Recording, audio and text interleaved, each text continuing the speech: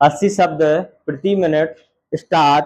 Speaker साहब, मेरा दूसरा प्रश्न लोक निर्माण विभाग के अंतर्गत है, जहां का मैं प्रतिनिधित्व करता हूं।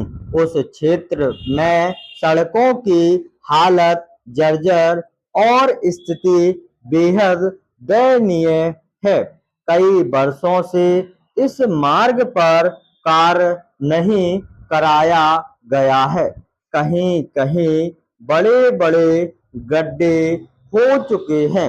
अनेक जगह सड़क के अवशेष मात्र बचे हैं, जिसके कारण ग्रामीण लोग अपनी फसल को मजबूरी में कम दाम पर गांव में ही बेच देते हैं, क्योंकि फसल को मंडियों तक लाने में आवागमन की असुविधा होने से भयंकर परेशानी हो रही है।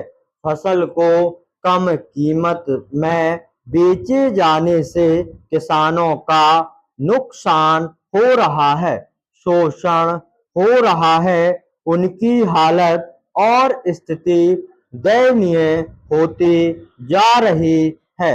माननीय संसद महोदय की ओर से विभाग का ध्यान इस ओर आकर्षित कराया गया था, किंतु विभाग ने इस समस्या को गंभीरता से नहीं लिया गया है। मैंने सुना है कि विभाग की लापरवाही के कारण जनता में शासन के प्रति भारी असंतोष व्याप्त है, जो कभी भी जनाक्रोश और आंदोलन का रूप धारण कर सकता है। आपसे निवेदन है कि इस समस्या को दूर करने का कष्ट करें।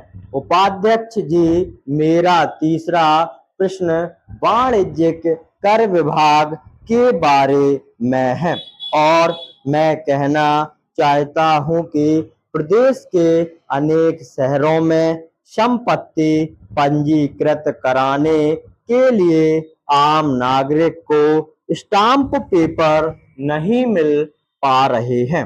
कभी कभी स्थिति यह होती है कि 10 रुपए से लेकर 25 रुपए की कीमत वाले स्टाम्प पेपर बाजार में उपलब्ध नहीं रहते हैं। नागरिकों को बाजार में स्टाम्प खरीदने के लिए दूसरी जगह जाना पड़ता है, तो वहां पर उन्हें ज़्यादा दाम देने के लिए मजबूर होना पड़ रहा है। देखा जाता है कि अन्य समय की तुलना में मार्च में रजिस्ट्रियां ज़्यादा होती हैं। कोषालय में अग्रिम चालान देने पर भी विक्रेता को स्टाम्प उपलब्ध नहीं हो पा रहे हैं।